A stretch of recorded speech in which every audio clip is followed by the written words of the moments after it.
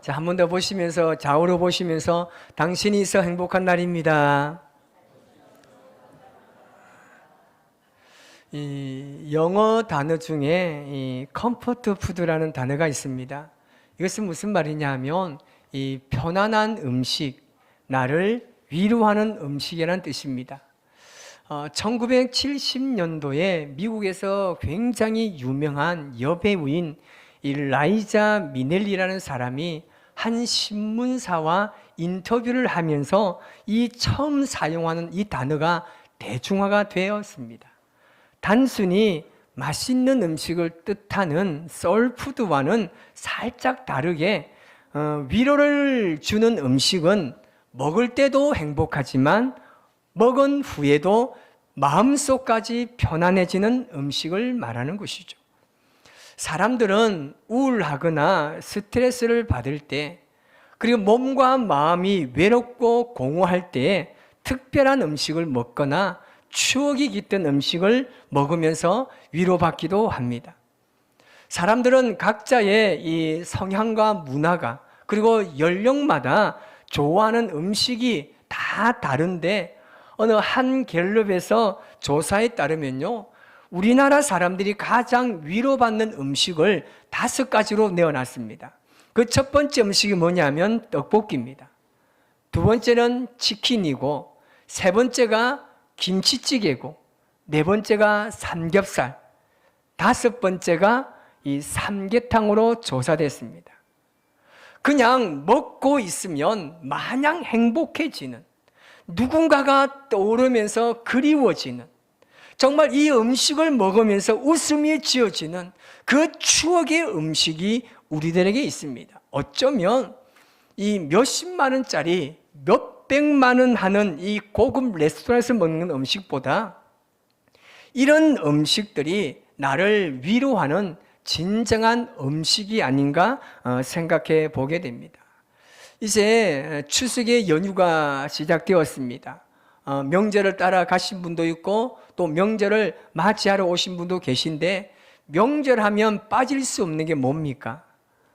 음식이지 않습니까? 지금 생각하면 이 음식을 보면요, 딱 떠오르는 게 뭡니까? 기름기 아닙니까? 막 기름기가 자글자글한 그 음식도요, 먹고 싶어요. 왜요? 이 고향이라는 이 단어가 우리 속에 떠오르기 때문에 이 음식만 생각하면 그냥 너무나 좋은 거예요. 우리나라 사람들은 음식하면 어떻습니까? 배가 터지도록 드시잖아요. 명절 가면 기본적으로 2kg, 3kg 불어나는 건요, 그냥 다반사입니다. 그래서 여러분, 또 음식 먹으면 또 스트레스고 또 뭐 살찌고, 그런 생각하지 마세요. 그냥 가셔서 편안하게 배가 터지도록 드시고, 또 드시고, 잡수시고, 살찌면 안 된다고 하지 마시고요. 그러면 드시지 마시든지 전부침에 하나 드시고, 튀김하면서 또 하나 드시고, 손님 왔다고 삼겹살 굽고, 소고기 굽고, 소고기 먹으면 뭐 하겠습니까? 배만 부르고, 기름기만 더글더글하고, 상관없습니다.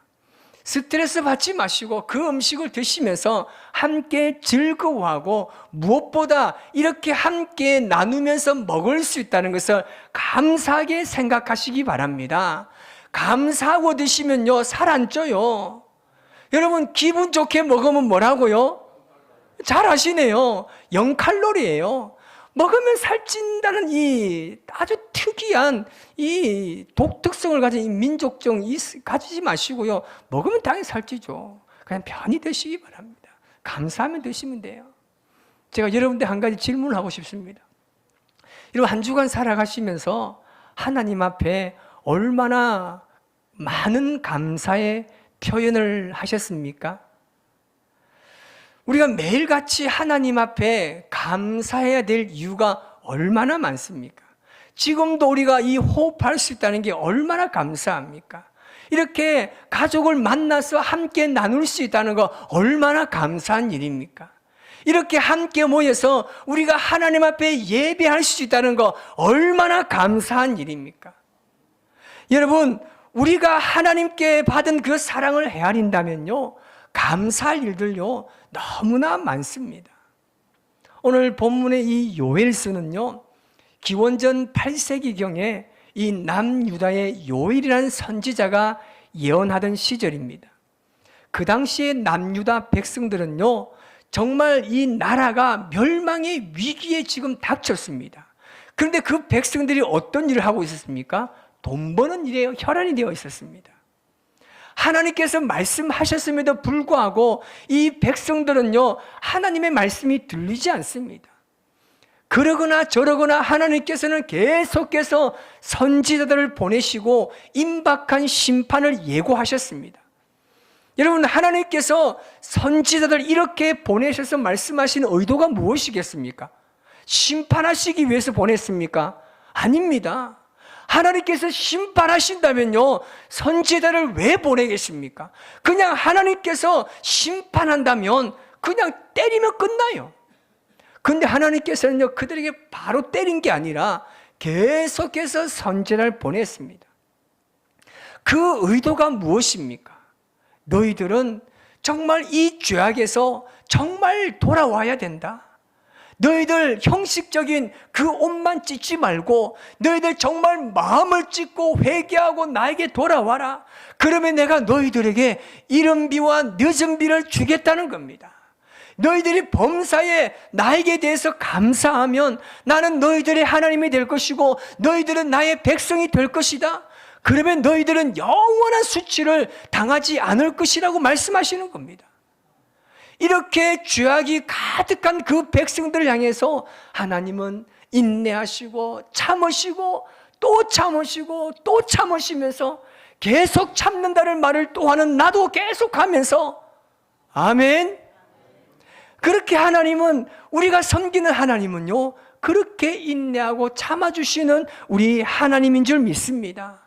그 하나님께서 오늘 27절 말씀은 뭐라고 말씀합니까? 내가 이스라엘 가운데 있겠다고 말씀합니다.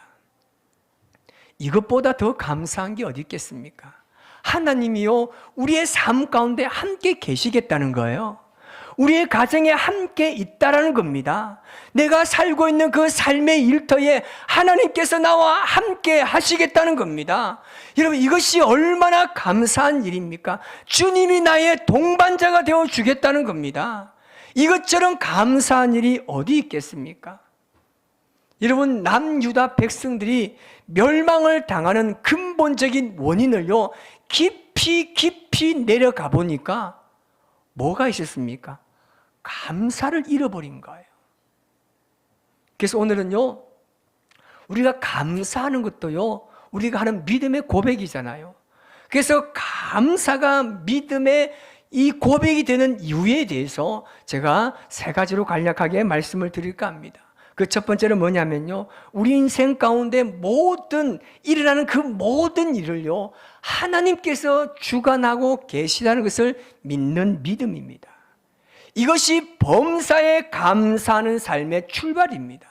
성경을 보면 하나님께서는요, 감사에 대해서만큼요, 정말 강력하게 명령하시는 걸 볼 수가 있는데요, 그렇게 감사에 대해서만큼 하나님께서 그냥 살짝 넘어가지 않는 이유가 있습니다. 그것은요, 하나님께서 우리의 인생의 주관자가 되시고 내 삶 가운데 일어나는 크고 작은 모든 일들을 다스리고 계시기 때문입니다. 그래서 우리가 범사에 감사하지 않을 때 내 뜻대로 되지 않는 그 어떤 상황에서 내가 불평하고 원망할 때, 그것은 어떤 상황이나 여건들, 사람 때문에 불평하는 것이 아니라 사실은 하나님께 불평하는 것과 같습니다. 그러므로 우리가 어떤 상황을 두고 불평하고 원망한다면요, 그것은 그 배후에 계신 하나님을 원망하는 것이랑 마찬가지입니다. 그러므로 감사는요, 내 삶을 주관하고 계시는 하나님에 대한 믿음의 고백이요, 표현이라는 사실입니다.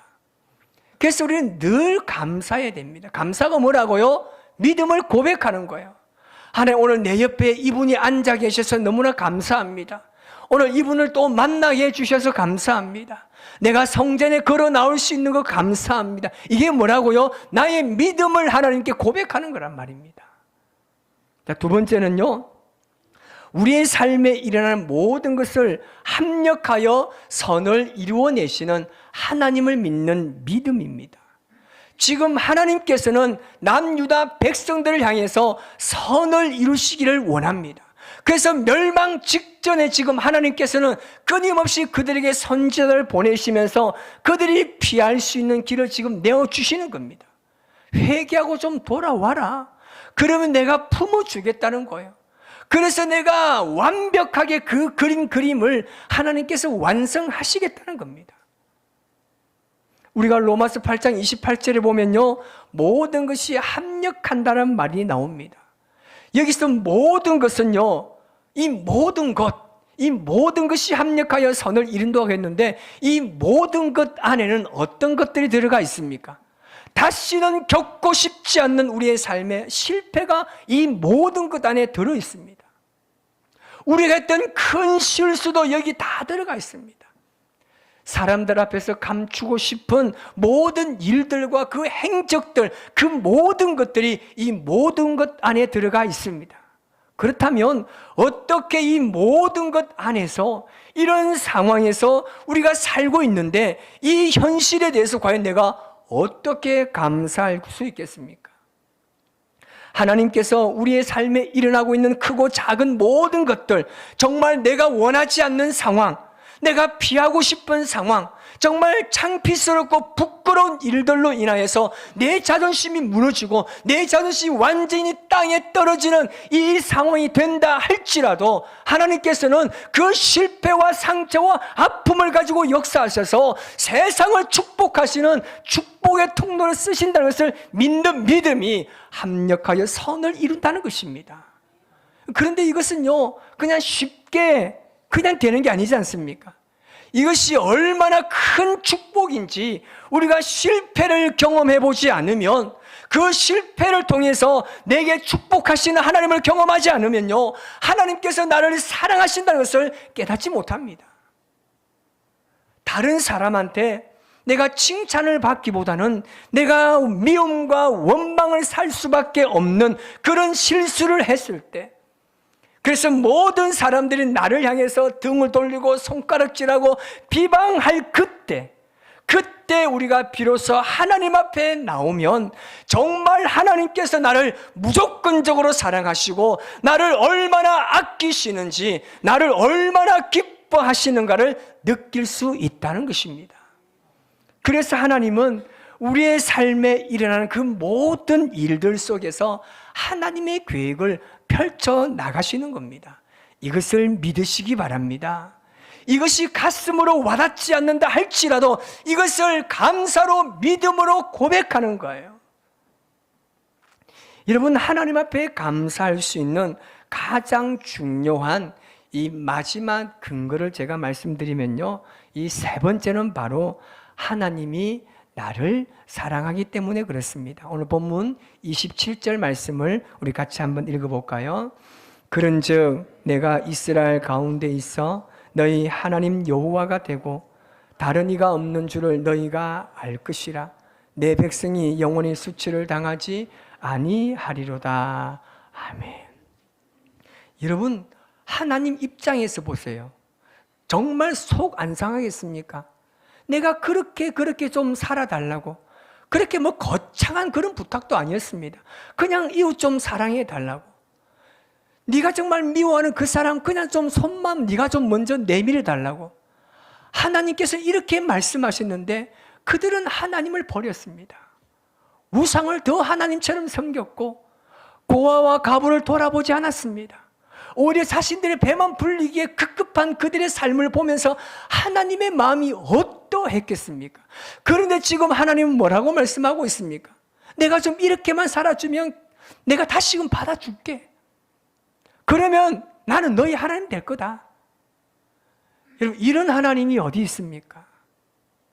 지금 내 삶 가운데 어떤 나쁜 것, 슬픈 것, 절망과 실패와 고통과 어떤 쓰라린 경험이 있다면 그럼에도 불구하고 왜 하나님께 먼저 감사할 수 있느냐 하면 하나님이 나를 사랑하시되 하나밖에 없는 그 아들 독생자 예수를 죽이기까지 우리를 사랑하셨기 때문입니다. 그래서 하나님은 여러분과 나를 향해서요, 항상 가장 최선의 것에 관심이 있습니다.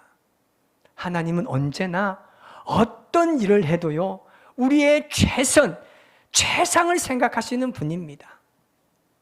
그래서 여러분, 우리도요, 남들을 생각할 때 이 하나님의 마음을 가져야 됩니다. 내가 누군가를 사랑한다는 마음을 정말 있으면 그 사람의 그 사람에게 되는 최상의 것에 관심을 가지고 그 사람을 사랑해야 하는 겁니다. 이것이 하나님께서 우리를 사랑하신 사랑입니다. 하나님께서 정말 귀히 여기는 그 감사는요, 나를 사랑하시는 하나님을 믿고 우리가 감사하기 힘든 상황에서도 감사하는 그 믿음을요, 가장 기뻐하시는 겁니다. 성경을 보면요, 남유다 백성들이 왜 실패했습니까? 이 백성들이 하나님의 그런 사랑을 받으면서도 왜 실패했습니까? 이스라엘 백성들이 하나님 앞에 버림받은 이유가 무엇입니까? 하나밖에 없습니다. 이 율법, 저 율법을 지키지 못해서가 아닙니다. 한두 가지 일을 안 지킨 게 아니잖아요. 다 못 지켰습니다. 그래서 그들이 실패했던 것의 가장 근본적인 것은요, 그들이 하나님 앞에 감사를 잃어버렸기 때문에 그렇습니다. 하나님께서 먹이시고 입히시고 돌보셨음에도 불구하고 거기에 대한 감사를 잃어버렸기 때문에 실패한 것입니다. 지금 여러분, 저 지중해에서요, 수천 명씩 빠져 죽으면서 탈출하고요, 유럽에서는 계속해서 쫓겨나고 있는 저 난민들 한번 상상해 보세요. 여러분, 나라 없는 사람들의 처참함이 여러분 어떤 것인가를 볼 수 있습니다.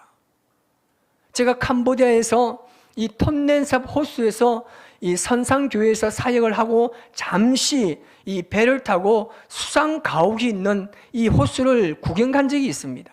한 20, 30분 정도 이 통통배를 타고 가다 보면 거기에 정말 상상할 수 없는 수상 가옥이 쫙 펼쳐집니다. 그냥 호수입니다. 거기 그냥 집을 지어놔, 땅이 아니에요. 호수입니다. 그냥 거기에 집을 지어 놓고요, 거기도 보면요, 악어도 키우는 사람도 있고요, 거기 보면 염소도 있고요, 개도 있고요, 뭐 돼지도 있고, 참 희한해요, 그 바닷가에.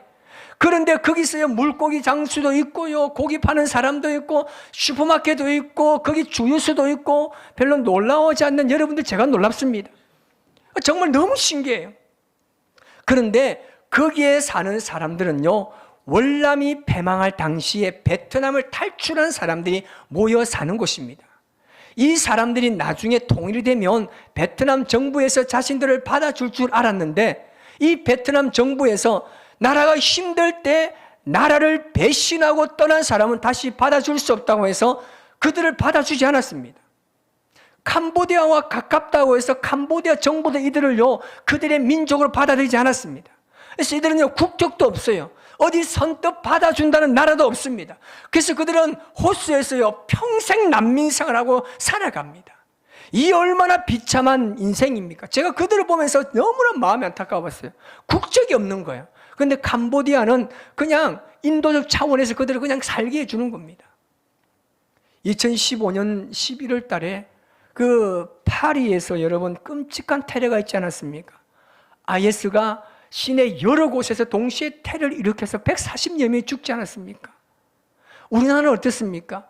밤에 여러분 걸어 다녀도 그냥 치안이 괜찮은, 우리는 그런 나라에 살고 있습니다. 여러분 지금요, 새벽기도 나올 때 그냥 걸어와 보세요. 누가 뭐라 합니까? 아니, 오히려 도망갈 뿐입니다. 누구지? 그냥 치안이 없어요. 그냥 편안하게 걸어 다녀도 됩니다. 여러분 동남아에 가보면 거기만 가도요, 전화 통화하고 있으면요, 외국인들이요, 그냥 전화기를 가로채 갑니다. 여러분 우리나라는 어떻습니까? 그냥 휴대폰을 아무 데나 놔둬도요, 아무도 안 가져가요. 길거리 여러분 돈이 떨어져서 여러분 줍나요? 못 주어요. 그 형법 제 360조인가요? 점유 이탈 횡령죄 그래가지고요, 오히려 그 사람의 돈을 지켜줍니다. 우리는 보면 어떻습니까? 이 5만 원짜리만 땅에 떨어져 있다. 이건 환상적이잖아요. 누구 신사임당 어머니 할머니께서 막 전 세계를 두르고 있는 듯한 얼마나 행복하면 이건 못 가져가요. 돌려줘야 됩니다. 우리는요, 이렇게 아름다운, 이렇게 축복받은 대한민국에 산다는 건요, 감사해야 됩니다. 여러분, 사랑하는 가정이 있는 것을 감사하시기 바랍니다. 정말 저도 한 번씩 가다 보면요, 제 고향을요 너무나 가고 싶어요. 거제도 정말요, 여러분들 거제도 너무 좋잖아요. 저도 좋아요. 너무나 가고 싶은데 잘 안 가져요. 왜냐하면 부모님이 16년 전에 다 돌아가셨기 때문에 잘 안 가집니다. 그런데 너무나 가고 싶어요. 여러분, 고향으로 갈 수 있다는 거 감사하시기 바랍니다. 일할 수 있는 건강을 주셔서 의식주 문제를 해결하며 우리가 이렇게 밝게 살 수 있는 거 감사하시기 바랍니다. 여러분, 이것이 여러분 우연의 일치라고 생각하십니까? 여러분, 정말 시리아 난민들이요, 정말 그들이 우리보다 머리가 나빠서 그렇게 살고 있습니까? 저 북한의 동포들이요, 먹지 못하고 여러분 정말 가난에 허덕이고 정말 노동력으로 정말 착취당하면서 그들이 정말 우리보다 머리가 나빠서 그렇게 살고 있습니까? 아니에요. 환경이 없으면요, 축복도 없습니다. 다시 말씀드리지만 감사는요, 믿음으로 고백할 때 진정한 감사가 되는 것입니다. 우리가 성경을 가만히 보면요, 믿음과 감사는요 항상 같이 갑니다. 여러분, 오병이의 사건을 한번 생각해 보십시오. 예수님께서 5,000명을 먹이시기 이전에 오병이어를 가지고 먼저 감사 기도를 드렸습니다. 아직 여러분, 현실은 아무것도 이루어지지 않았지만 예수님께서는 오병이어를 들고 하나님께 감사 기도했습니다. 여러분, 다 이루어지고 난 다음에 감사하는 것은 그냥 뭐 보편적인 진리나 과학이 믿음이 아니지 않습니까? 그래서 항상 우리는요, 감사로 믿음을 고백해야 됩니다. 1965년도 때에 이 영화 중에 남북 전쟁을 배경으로 한 영화가 있습니다. 그 영화가 쉐난도라는 영화입니다. 이 영화에 보면 큰 농장을 가지고 아주 부유한 남자가 살고 있는데 부인을 그만 잃고 말았습니다. 이 남자는 예수님 믿고 있지 않았지만 이 부인이 독실한 이 크리스찬이었습니다. 이 부인이 죽을 때 유언처럼 남편에게 남긴 말이 있습니다. 아내가 죽으면서 그래도 당신은 믿음을 가졌으면 좋겠다, 하나님을 알았으면 좋겠다고 말하면서 최소한 식사할 때 식사 기도는 했으면 참 좋겠다는 유언을 남기게 됩니다. 그래서 이 사람은 어쩔 수 없이 식사하면서 기도를 시작합니다. 그 기도문이 바로 이렇습니다. 자, 우리 같이 한번 읽어볼까요? 주님, 저희가 이곳 농장을 개간했습니다. 저희가 땅을 갈아 농사를 지었습니다. 그리고 저희가 추수를 하게 되었습니다. 그중 어떤 것도 저희 손에서 나오지 않는 것이 없습니다. 어쨌든 주님께 감사드립니다. 아멘. 이게 전부 있습니다. 좀 기도가 좀 여러분 듣기 어떻습니까? 막 기도 같지 않지 않습니까? 그런데 이 남자는 계속해서 식사 때마다 이 기도를 한 거예요. 믿음이 없는 습관처럼 기도하는데 은혜나 감사는 느끼지 못하는 겁니다. 그런데 어느 날 정말 이 남북 전쟁이 일어나고 말았습니다. 이 가정에 어려움이 찾아오기 시작합니다. 가족들은 다 뿔뿔이 흩어졌습니다. 그리고 형제끼리 총을 겨누는 그런 상황이 되었습니다. 큰딸은 아이를 낳다가 산골 가운데 그만 죽고 말았고, 아들은 그 전쟁에 나갔다가 실종되어서 돌아오지 않았습니다. 그런 전쟁의 상처가 더 깊어지는 상황에서 남은 가족들이 모여서 식사하는 장면이 영화에 나옵니다. 그리고 그런 습관처럼 똑같은 기도를 합니다. 주님, 저희가 이곳 농장을 개간했습니다. 저희가 땅을 갈고 농사를 지었고 이 남자가 여기까지 기도하고 목이 메여서 그 다음에 말을 잇지 못했습니다. 풍성했을 때, 내 삶에 문제가 없었을 때는 내 손으로 다 개간하고 내가 다 열매 맺게 했던 것 같았지만 그것이 하나님의 은혜라는 것을 그는 생각지도 못했습니다. 감사는 꿈에도 생각할 수 없었는데 오히려 이 상실의 순간, 고통의 순간 가운데 하나님은 그에게 감사의 감각을 깨우신 것입니다. 오늘 우리가 그런 상실과 슬픔 가운데 내가 감사할 수 없는 것이 당연한 것처럼 여겼다면 그건 정말 잘못된 겁니다. 오히려 지금 내가 정말 상실과 슬픔 가운데 빠져 있을 때, 그때가 오히려 감사하기에 가장 좋은 때입니다. 남유다 백성들이요, 멸망의 길로 걸어가는 그 절박한 순간에도 돈 벌기에만 혈안되어 있던 것, 그 수많은 돈을 이웃들에게 나누지 아니하고 자신들의 배만 불리는 그런 상황, 그것은요, 많은 것을 실제로 가지고 누리며 살았지만 현실에 만족하지 못하고 하나님에 대한 감사를 잃어버렸기 때문에 하나님의 뜻대로 살지 못하는 참된 믿음의 백성다운 삶을 살지 못한 겁니다. 어떤 상황 속에서도 감사하는 우리 성도들 되시기를 주님의 이름으로 축복합니다. 우리 옆에 분이 인사합시다. 어떤 일에도 감사합시다. 감사할 수 없을 때 그때 감사하는 게 진짜 감사 아니겠습니까?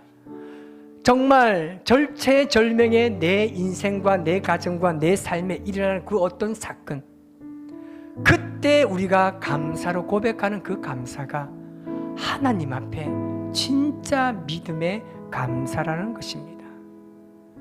감사는요, 우리의 믿음과 우리의 믿음의 시작과 완성이 되는 겁니다. 우리가 어떤 일에 감사한다면요, 우리가 하나님의 큰 일을 행하지 않아도 하나님은 우리를 통해서 참 잘했다, 참 너의 입을 소중하게 여기고 감사를 고백했구나, 하나님은 그런 우리를 정말 기뻐하실 것입니다. 여러분, 어떤 상황 속에서 우리에게 감사를 회복시켜 주시는 그 하나님, 그 풍성하시고 놀라신 하나님을 지금 이 순간 믿음으로 고백하는 저와 여러분의 삶이 되시기를 바랍니다. 오늘 시간 우리가 우리의 모든 인생을 주관하시는 주님 앞에 감사의 찬양으로 우리 고백하는 시간 되었으면 합니다. 지금 여기까지 인도하신 하나님, 앞으로도 우리의 모든 인생을 지켜주시고 풍성하게 채우실 그 하나님을 바라보며 우리 고백하며 나아갑시다.